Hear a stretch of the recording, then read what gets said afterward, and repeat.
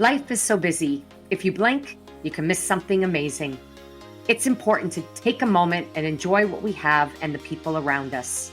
I'm Mo Hagan, Chief Operating Officer for CanFit Pro, and welcome to A Moment with Mo, a podcast where I will welcome some incredible guests to talk fitness and nutrition, mindset and self-empowerment, setting our goals into action, and much, much more. Now let's get chatting. Hello, everyone, and welcome to this episode, A Moment with Mo, where I, Mo Hagan, will be your host today.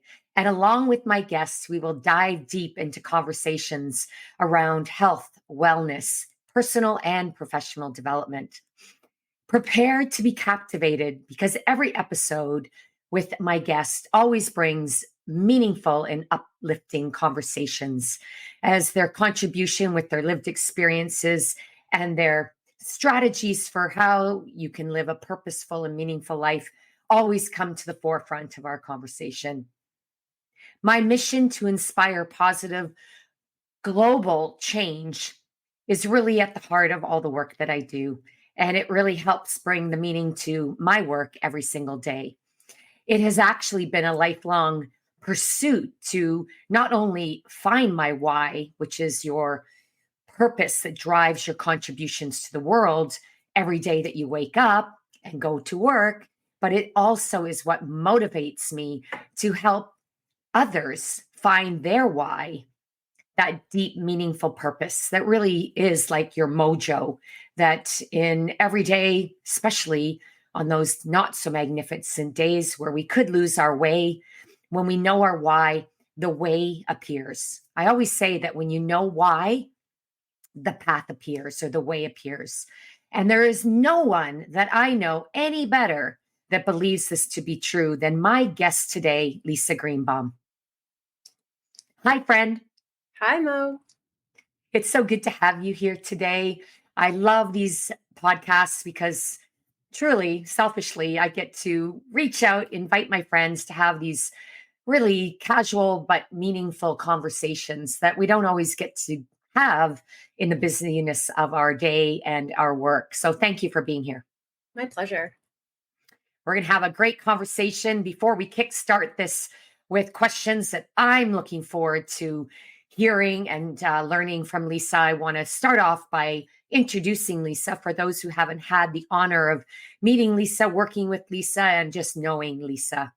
So I'm going to go to my notes because you have such an impressive bio and contribution of your 22 years plus in the industry. And it is so expansive that I just don't want to miss out on the highlights. So as some of you may know, if you've worked with Lisa, Lisa is a certified yoga therapist, a fitness and yoga teacher, 22 years plus, and is the founder of Sangha Yoga Collective. We're going to talk about that in much more in a moment.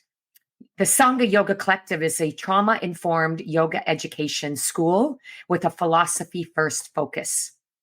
Lisa has a strong passion for fitness, yoga, and movement. She has worked with countless individuals. I think you're so humble. It's like thousands upon thousands of individuals, including your own personal practice, using yoga-based practices to release stored trauma from the body, find ease from chronic pain and tension, and a deeper connection to self. You've spent 8 years, Lisa, as director of an international yoga school. That's where we really got to work closely together. And then you courageously took that step forward, setting out on your own path with a mission to honor yogic culture and once again bring yoga philosophy and meditation forward as an imperative part of the yoga practice and teachings. Lisa is an award-winning presenter, an author, and you've devoted your entire career to making a difference inside the yoga and wellness industry. And I know this to be true because I've had the joy of working with you all 22 years, taking your classes. And I want to tell you right here today, in case you've forgotten, but I fell in love with yoga as a part of my teaching career taking yoga classes from you. And that's when I started my yoga practice, when you were with that international yoga school.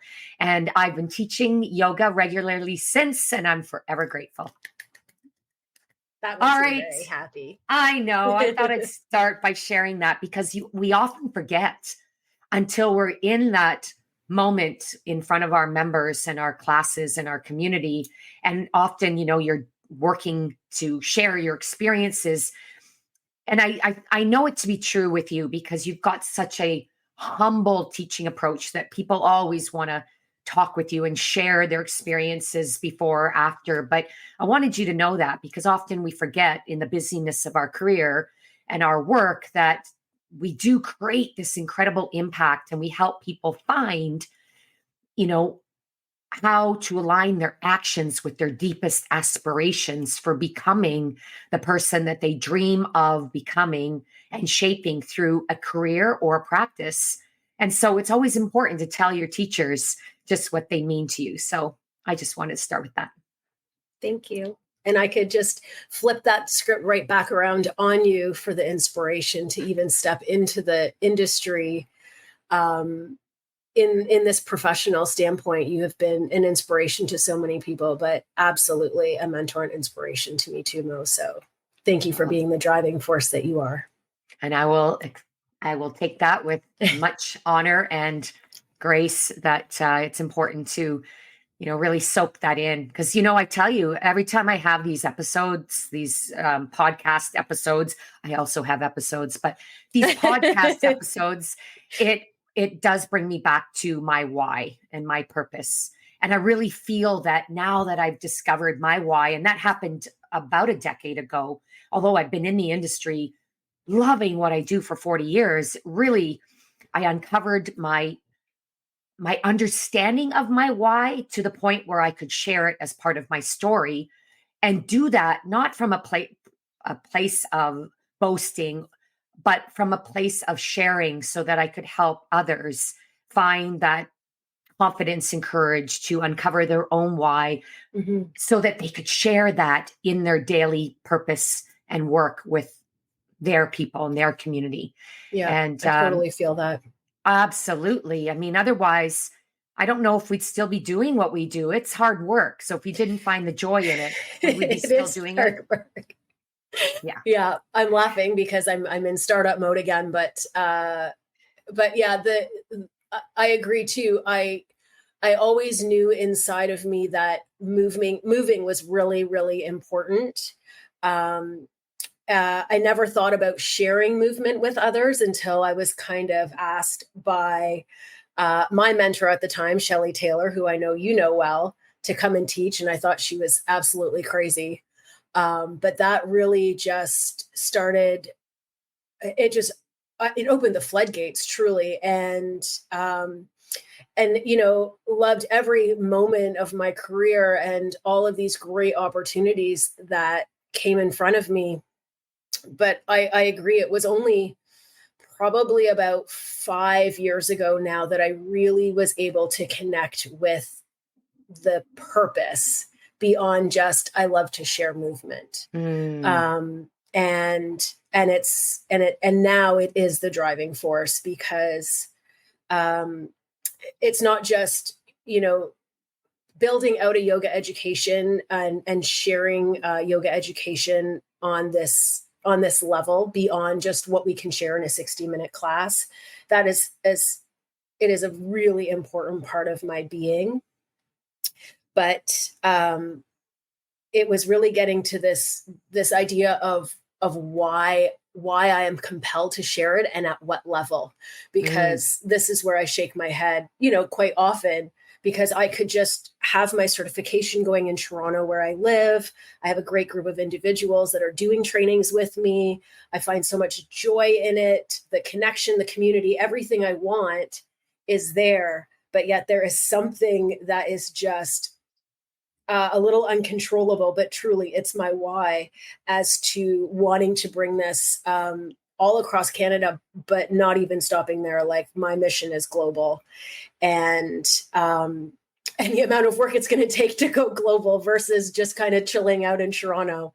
Mm. and the financial rewards of, the startup going into global, and even what global will look like versus just hanging out in Toronto. I don't know what the differences look like, but again, it's just something that I feel really compelled to do. And I know that I was essentially put on this earth to do that. That is it. There it Yeah. is. You've said it. That Yeah. deep, compelling Yeah. drive that, you don't even know what that drive, what that will look like. And sometimes Mm-hmm. we don't even know what the heck we're doing, but we Mm-hmm. just know why. And when you know why, we then trust the way will appear. And Yeah. you said right off the top of that is mentorship. It is so important, friends, that we not only reach out and lean on our mentors, but acknowledge them, because in doing so, it edifies for them that their work matters, and for you that you too are a mentor for the future generation, for that community you teach, and you Yeah. experience it locally. And then that deeper drive and why is going to take you global.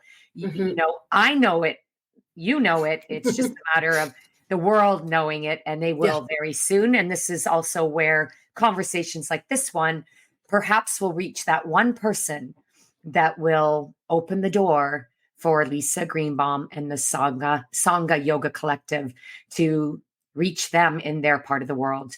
Yeah. So you never know who's listening. Mm-hmm. On that note, I'd love you to share. Now we're going to dive into, why at this phase in your life you decided to create a startup and, become that entrepreneur, the journey from instructor to entrepreneur with a lot of entrepreneur and entrepreneurial experiences along the way. But before we dive into all that, I'd love you to tell our viewers and listeners about the Sangha Yoga Collective, and do share what the word Sangha means. Sure. So Sangha is community in Sanskrit. Mm. And so that's one of the big whys of why I do this, is because yoga really does bring a powerful community together. And so that's it. That's Sangha it. Yoga Collective. And then what we do as an education school is we certify instructors in how to teach yoga. So if you want to become a yoga teacher, we are accredited under the new curriculum with Yoga Alliance. So Yoga Alliance just went through in the last couple of years and really vigorously shook out their curriculum and tightened things up. And so we're part of that new accreditation. And so that's for the 200-hour, which is the foundational. So if you want to teach yoga, that's your foundational certificate. I think of that as like your bachelor's or your undergrad. Mm-hmm. Beyond that, we also offer a 300-hour, and then 300 plus 200 equals 500-hour, which would be the next level up in yoga teaching. And so we also offer that certificate, which is kind of like your master's. And one of the things that we really focus on in our trainings is providing a depth of education. And so within the 200-hour, it's 5 modules. I've separated each module out by different important topics. So one is yoga foundations, which is the philosophy and the history, because that is the foundation of yoga.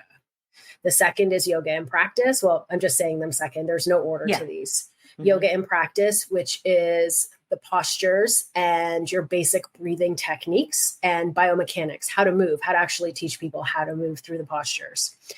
Then I have a yoga energy body. Yoga energy body takes things to a next level. We're looking at the subtle body now. So really going deep into our meditation practices, because meditation is an enormous aspect of yoga that is often overlooked. We look at the chakra system, we look at building into our daily practice. And I have a different class format, which is one of my signature classes. That's part of this program, which is called Prana Energy, which weaves together a little bit of movement, asana, some pranayama, breath practices, kriya practices, which are cleansing practices, things like breath of fire, and then moving into mantra and meditation work. So much more in the energy shifting, prana energy, right? Prana is our life energy. So that's what yoga energy body is. And then I have yoga for wellness, and yoga for wellness is the trauma informed certificate. We're looking at how to help people move through mental and emotional trauma to be able to find a little more balance in their health. It's never going to get rid of it, but it will help just create a little bit more balance, a little more connection. And, even as movement instructors, we teach, whether you're a personal trainer, group fitness instructor, or a yoga instructor, we teach people how to move through physical injuries, right? But there's a mental and an emotional component that comes with that. And at the same time, we all, first of all, everyone has experienced trauma to some extent. We all just went through, I hate to bring up this word still, but we did go through the pandemic together. But just in our families, in our personal lives, there's a lot of stuff out there. And when we don't have a safe way to move through it, or we don't feel like we have a safe place, in particular in our yoga classes, to move through it, it just gets stuffed down and it turns into tension and chronic pain. And so we look at all of that in Yoga for Wellness. So there's a chronic pain element, there's modifications, there's a chair yoga practice, and then my other signature class, which is very dear to my heart, which is Yin and Restore. Which is one that I share often. It is not yin yoga, it's not restorative yoga, and it's I don't want to say it's not gentle yoga. It's kind of all of it put together. So there's flow, there's pause, there's breath work. It's really about bringing the nervous system back down. Oh, wow. Yeah. And then, and so I'm getting lost in all of my modules. And then the fifth module is teaching skills. So in that 200-hour, the first 4 modules are fully educational. And then a little bit of teaching work in the Yoga for Wellness program. But teaching skills is, I think it's 35 hours of honing your teaching skills. So now that you have all this information, putting your sequencing together, cueing, how to teach groups, how to teach one-on-ones, how to teach virtually, because that's not something that was really discussed a lot up till 5 years ago. So just bringing in all of those components of how to really share this information and share yoga, because sharing yoga is very different than sharing other workout classes. Oh, wow. Is the mission. A couple things. One, when you said virtually just 5 years ago, I'm like, has it been 5 years already that we all 4. had to overnight? Oh yeah, I think it's 5. 4. We're getting there. 4. Honest to goodness, it feels like yesterday. Know, right? Yeah. And I'm sure there's a lot of trauma post pandemic that we're still working through. I know I am. But also when you said 35 hours of practical teaching to hone your teaching skills, that's impressive. I can say that from my yoga, my official 200-hour. But that's what I know of you. You really do take the experience and your lived experiences as an instructor to make sure that the instructors that you help to develop have that confidence to be able to teach in whatever setting. That is the word that I start this program with, is that if you are not, like, my goal is for you to feel confident walking out of these doors to teach, because I know so many people that have gone through their 200 hours and then they kind of finish and they're like, now what? Now what? And so if you've already been working in the industry, well, then you kind of get it already. And that's how I started teaching yoga. So I was really lucky, because I just basically went to my general manager and said, hey, I'm certified in yoga now. Can I get a yoga class? And they were like, sure, here you go. But that was also a really long time ago. When there were a lot more room on schedules. And, but I'd already been teaching. Not only had I already been just teaching group fitness, I was teaching body flow, now body balance. I was teaching that for, I think, 7 or 8 years. So I was already really comfortable teaching the yoga postures. But for so many people, they're not. They've either never taught before, or maybe they're personal trainers and have never taught to groups before. And so, just really helping people with their confidence, because I believe, and I know, Mo, you're going to agree with me, that being able to get on stage or stand in front of the room and share a movement practice with people is just, that's everything to me. That's literally everything. And it's a part of your personality that is different than what else you do, whether it is as a teacher, instructor, or another career that you have. Yeah. It really inspires me to ask this question. I'm going to combine it with a question that I want you to dive into as well. Is after the listeners hearing what you just shared, I am certain there are going to be a few that say, "Well, I don't teach a class. I'm not an instructor. Can I take your training and become a yoga instructor?" And you said it so well. It's kind of like going to school and getting your undergrad or your bachelor's. So I assume that anyone can take your yoga certification. So maybe share what percentage of people come to you that are fresh, new to teaching, and then tell us too how yoga has evolved over the last couple of years that has led you to create this type of training that you offer. Mm-hmm.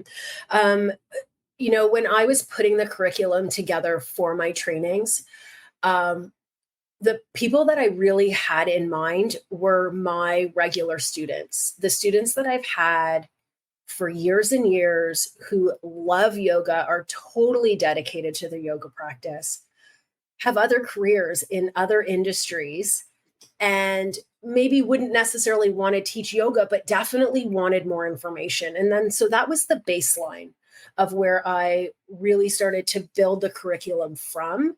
And I still try to encourage my students as much as possible, like, come and with all of my modules, whether it's 200 or 300, you can take any module you want. You don't have to sign up for the whole 200-hour program if there's one particular element that just interests you.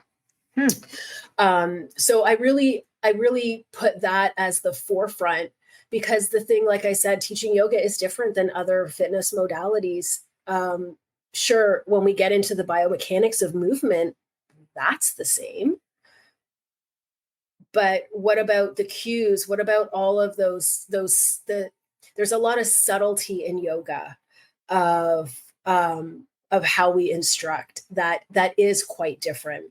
And so, yeah, I would say right now, when I'm thinking about my group in Toronto, I think at least 50%, maybe 60% have never taught before. Oh, wow. Love hearing that. And I'm thinking of my room, and I'm scanning through all of the people that were sitting in my room in my last training.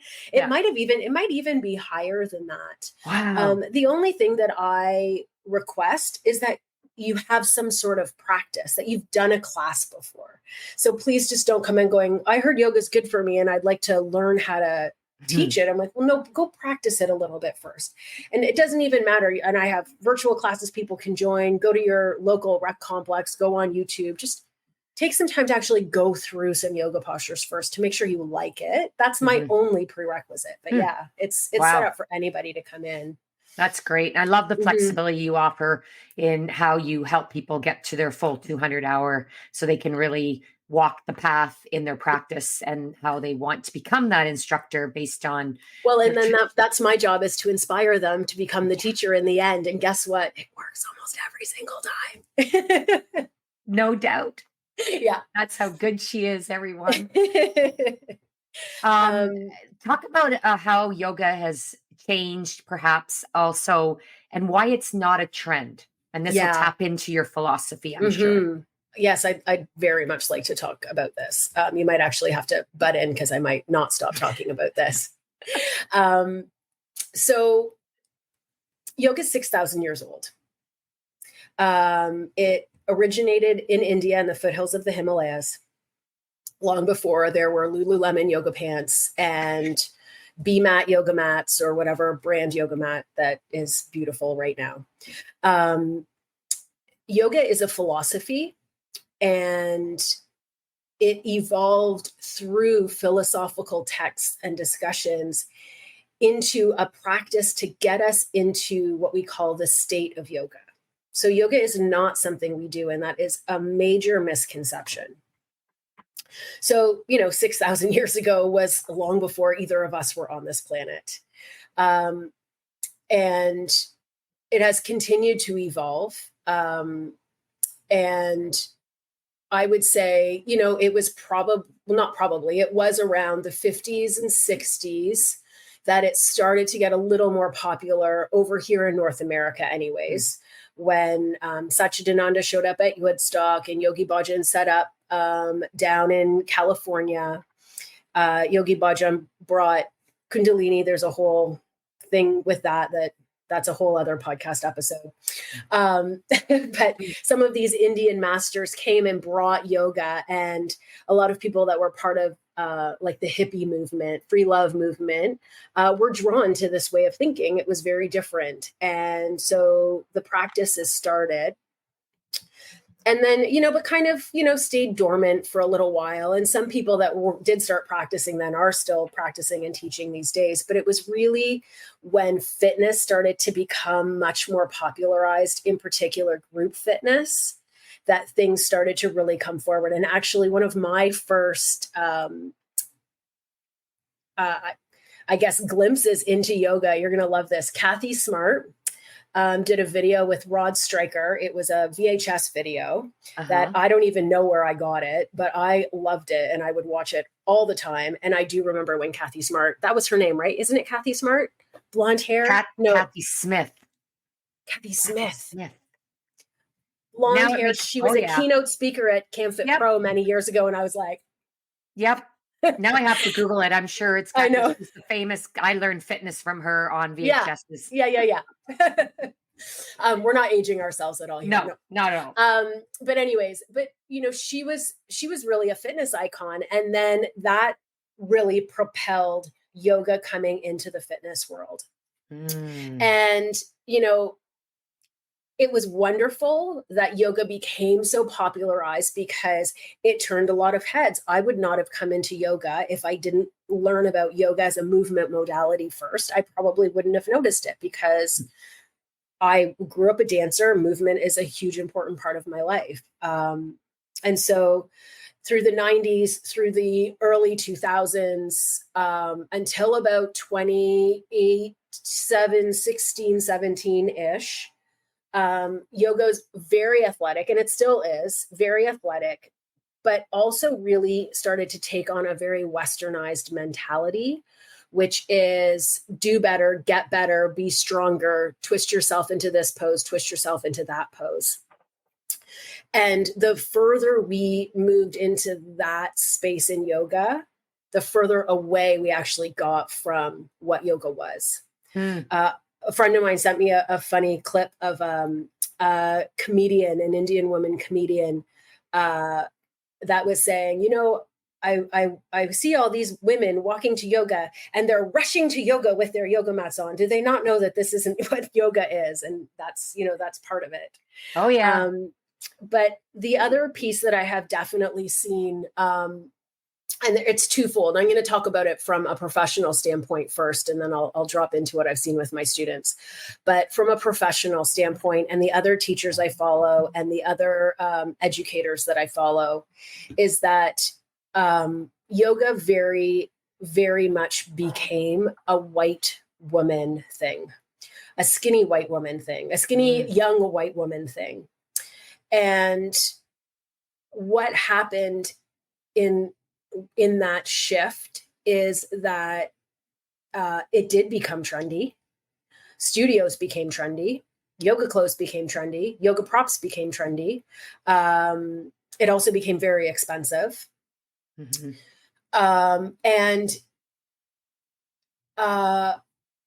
And without commenting on the teachers, because I know that there are amazing teachers out there, and I also know that there's crap teachers out there. It's like any profession that exists. But this idea that when we, you go on Instagram and you see a girl in a bikini and her legs wrapped behind her head and she's hashtagging it yoga, I'm like, ew, just ew. And so where yoga can so profoundly help people on a physical, an emotional, a mental, and a spiritual level. It helps us connect. It helps us. We were talking about our why. It was through my yoga practice that I helped discover my why. That just more deeply connecting myself, being in stillness and silence and allowing it to bubble up and rise up. And so when that part is missed, we're losing all sorts of people who would just really get so much out of the practice. People who think that they don't fit in. Yoga studios are intimidating. I'm intimidated to go to yoga studios. I rarely go to yoga studios because I find them intimidating. And so I can't even imagine what the average person would feel like. And then of course there is the huge aspect of diversity and inclusion. And so, in group fitness for a long time, we're like, oh, we got to get the men in here. We got to get the men in here. We got to get everybody in here. And so it's making sure that, we are really honoring the culture. And there's a few people that are really leading this charge. There's a woman named Tejal, and I cannot think of her last name right now, but I follow her on Instagram. There's another woman, Susanna Bartaki. They've just created another enterprise called Yogic Yoga. And what they're trying to do is basically bring yoga back to its South Asian roots, because yoga originated from India, and a lot of people grew up with yoga. Their grandmothers taught them how to do yoga. It's another kind of funny meme out about, yoga was meant to be done in our pajamas, and which is how I do my yoga most of the time. Of course, not when I'm teaching, because that's not really appropriate. But it got so far removed from the culture. And so now what we see is spiritual bypassing left, right, and center. Spiritual bypassing. Ooh, tell us more. So it's basically the lack of honoring culture.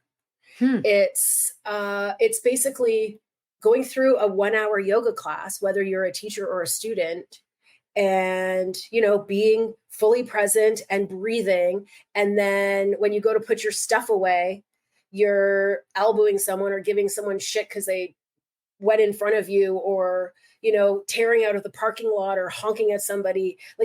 Yoga is meant to be a 24-hour, 7-day a week, 365-day practice. It doesn't end. It doesn't start at 9:00 when the class starts and end at 10:00. And so that's a big part of it. And then just not understanding the translations and the meanings of Sanskrit words, not understanding how certain mudras are supposed to be used, or certain breath practices are supposed to be used. And so when people don't understand something, they kind of just go, oh, well, this is good enough. I'll fake it till I make it. And, while that can work in some things, we have to be really careful when you're sharing a mantra and you're not pronouncing it properly, or you're not even saying it correctly, because it's like basically calling your arm your leg, and then expecting people to just go, oh, okay, so now my arm is my leg. And they're going to walk around for the rest of their life saying, oh, this is my leg and it's my arm. And then another teacher comes to correct them and say, no, you're wrong. And so there's this whole broken game of telephone that's happened. And so, even the namaste, namaste, bitches, gross. We have to, it's 6,000 years old. There has to be some honor aspect. Yes. That we are just truly honoring. And so that is an absolute forefront of how my curriculum rolls. And I don't know everything about yoga. I don't even pretend. Sometimes I get something wrong.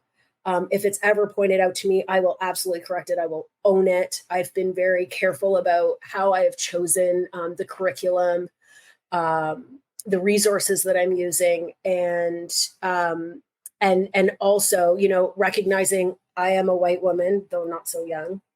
Can't help the package that I got brought into in this world, but I can absolutely open doors and create. I live in Toronto. It's one of the most multicultural cities on the planet.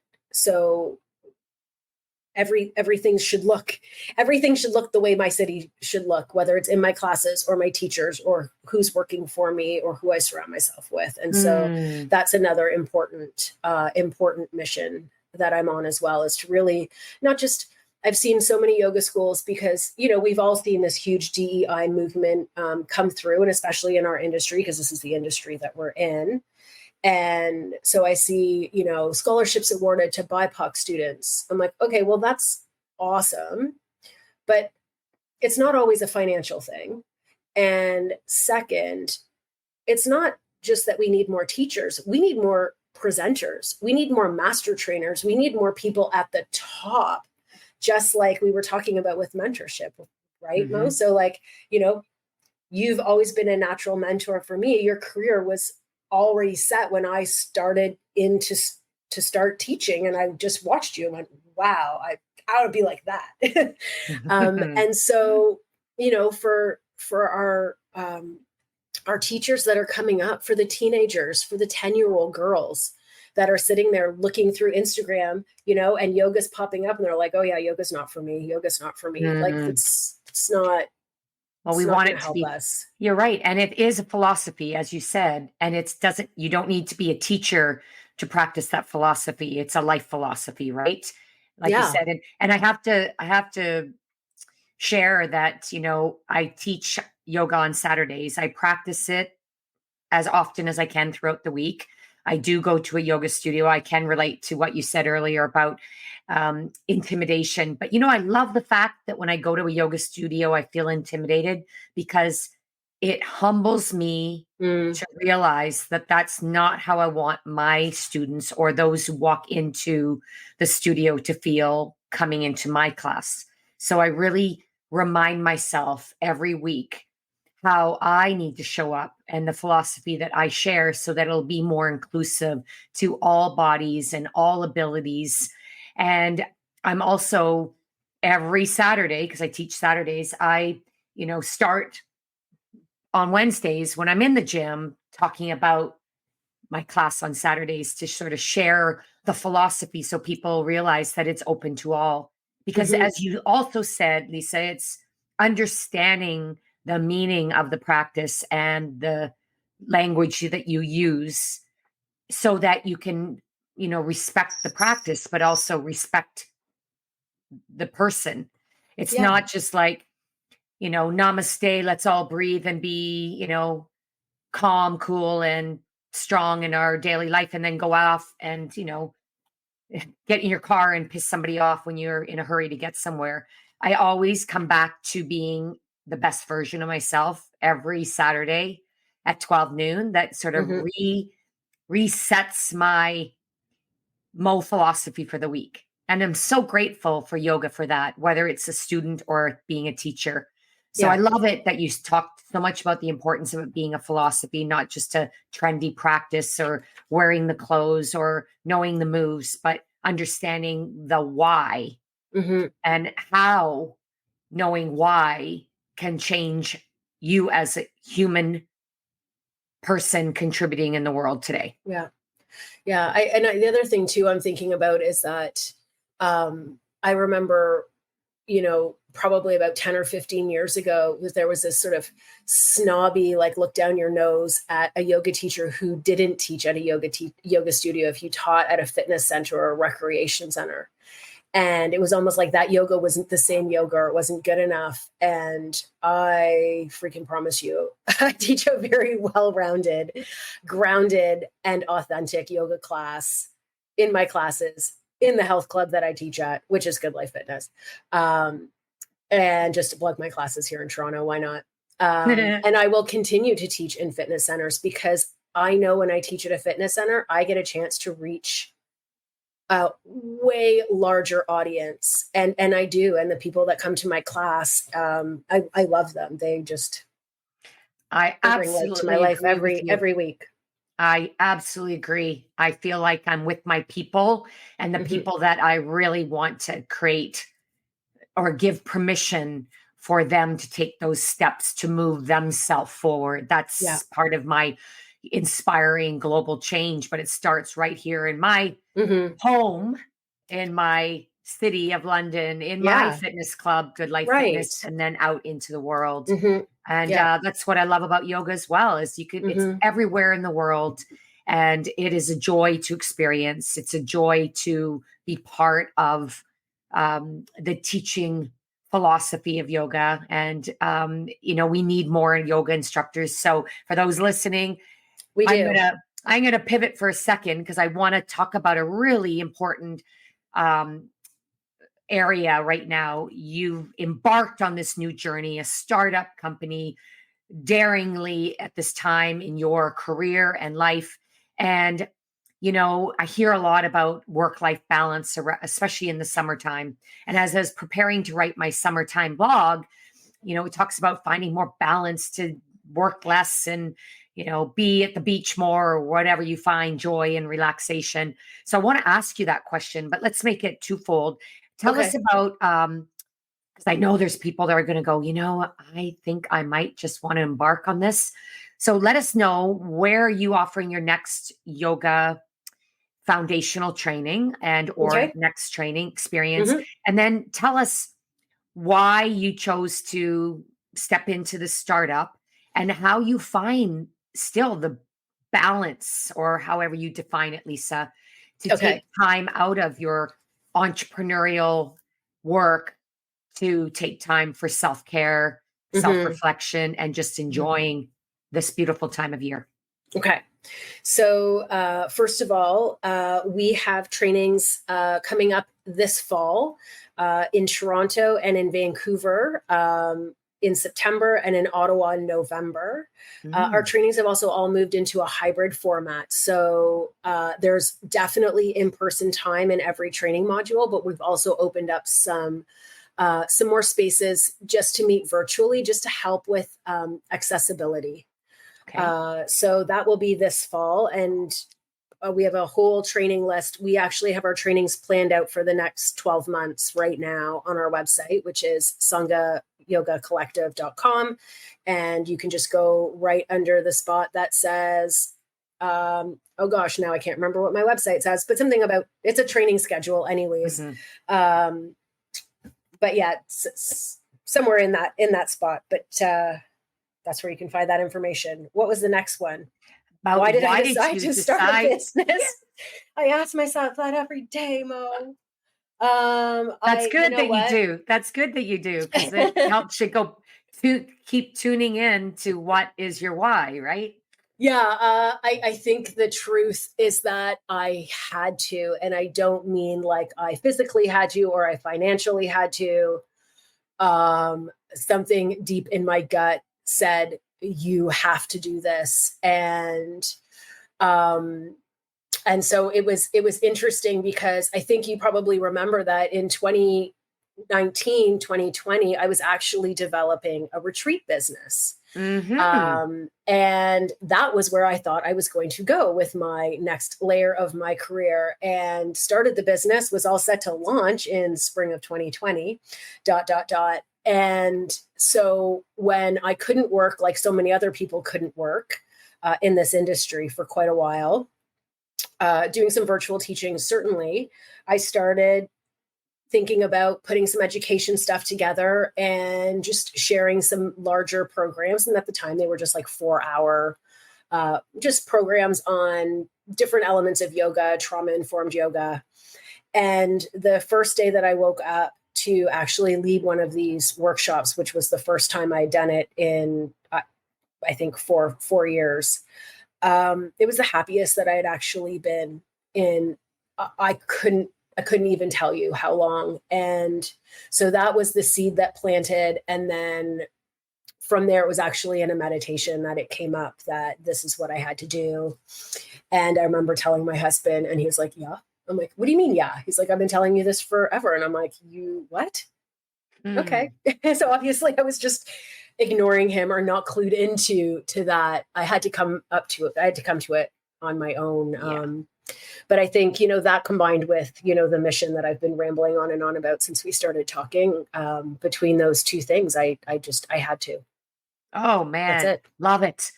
Yeah. Alignment and Yeah. trusting the gift that you were given. For you, it's your Yeah. gut. I lead Yeah. with my gut too, Lisa. Yeah. Um, my many of my mentors lead with another gift. They lead with their heart. and the combination of what is it that leads you to those profound, insights Mhm. that lead to those courageous decisions. You have to Yeah. trust that, align Yeah, it my with heart your and my head why. are both kind of like, seriously, you're doing this again? You're another startup. Yeah. Um, Well, but you know what? You here know I it. am. Here you are. You have a mission Yes, I that you have do. accepted. If you Big choose to mission. accept this mission, and you've got the people to support you, one of those people is CanFit Pro, and Yes. Very we had grateful. an exciting announcement last year of a partnership with CanFit Pro. So quickly tell us about this partnership and how people can learn more about you. And Mhm. you also have a free ebook. So tell us about that. And then Sure, yeah. I'm So going if to you go ask you a on my question on top of website, that. Yeah.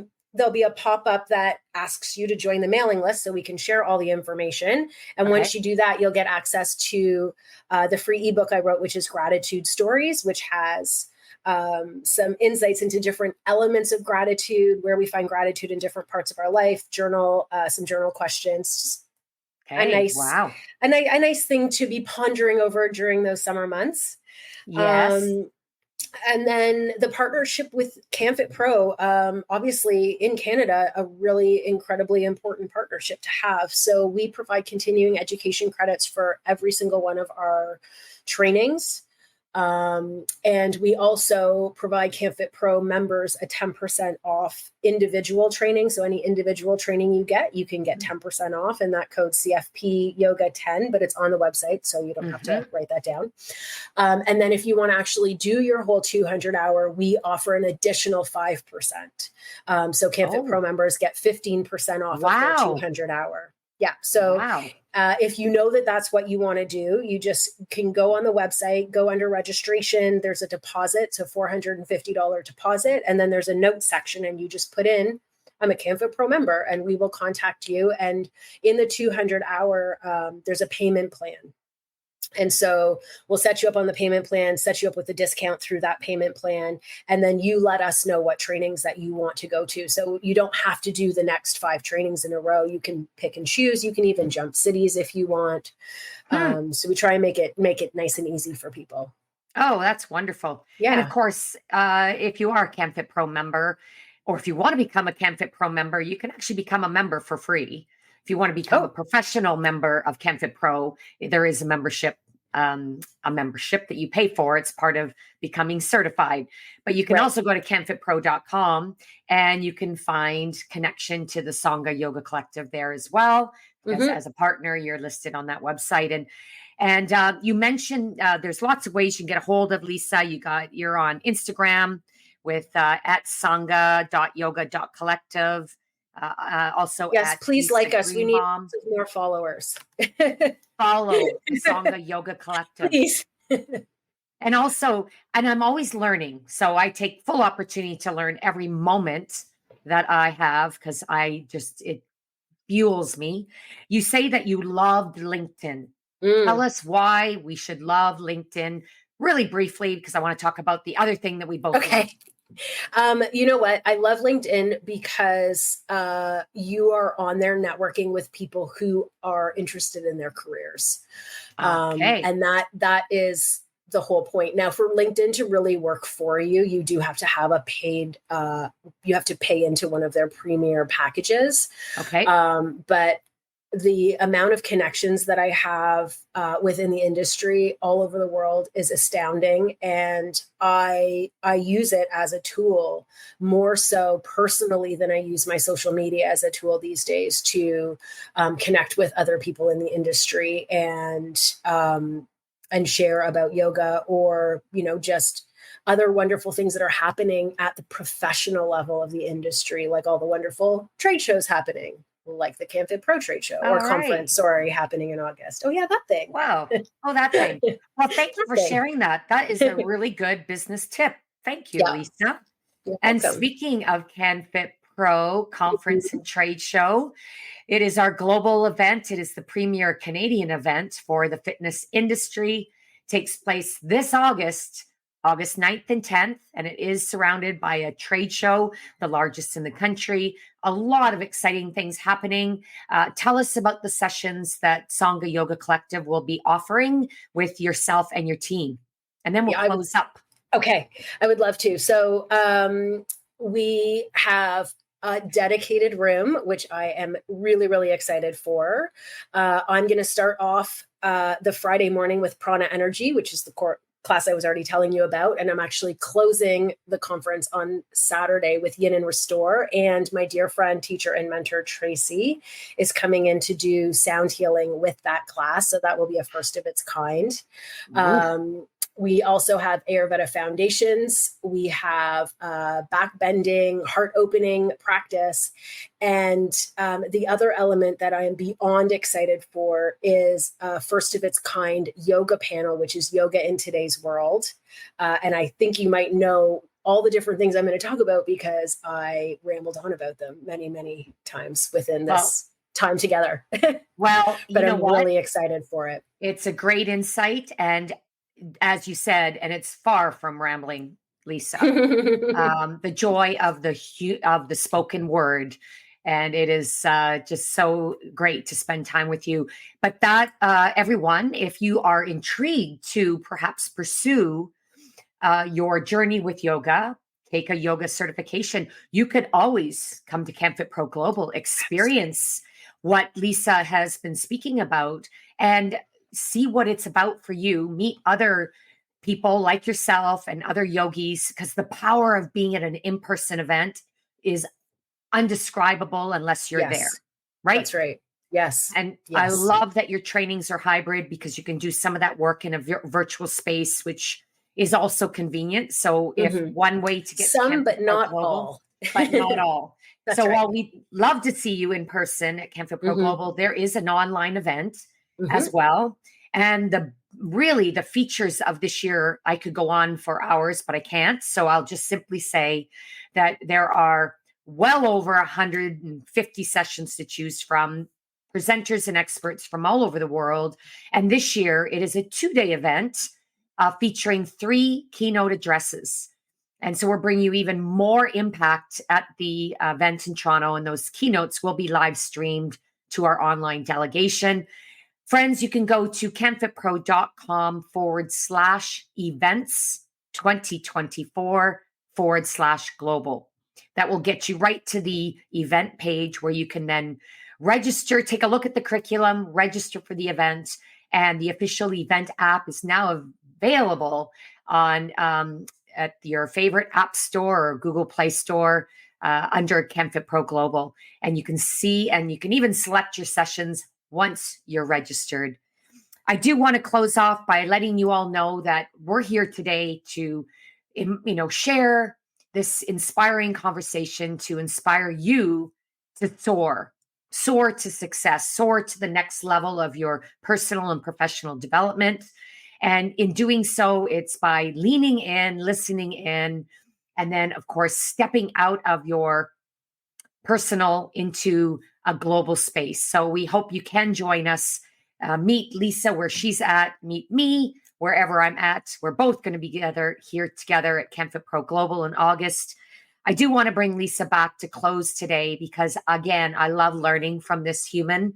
And I'm always looking for beautiful closing quotes or statements, philosophy. What's one of your favorite, Lisa, that you'd like to close today's session, just like you'd close off a class? And I'd love that because I'm going to pay it forward by sharing it with my class. Hold this off of my my board in front of my computer here, and it is: there is a stream of love supporting my dreams. So this is the Universe Has Got Your Back card deck. And I like to pull cards every now and then just to refresh my way of thinking. But I pulled this one when I first started thinking about putting this business together. And this one has stayed out of the pack and on my board. So I'm going to share that with everybody else because I think that that's something. There is a stream of love supporting my dreams. I love it. Thank you. And if you want me, do you want me to close off like I close off a yoga class? I can do it very quickly. Please. All right. So we'll bring our hands to heart center, bring your thumbs against your sternum so you feel that connection. Take a big breath in and a slow breath out. And in deep gratitude for this powerful gift that is yoga. Om Shanti, Shanti, Shanti. Peace, peace, peace. The light within me honors that powerful light within you, which is Namaste. Namaste. And there we have it. Thank you from the bottom of my heart. Thank And you. I wish you all the best until we meet in a number of weeks. Yes. And until then, enjoy summertime. It's a beautiful time to, reflect inward and step forward. And until next time, be well.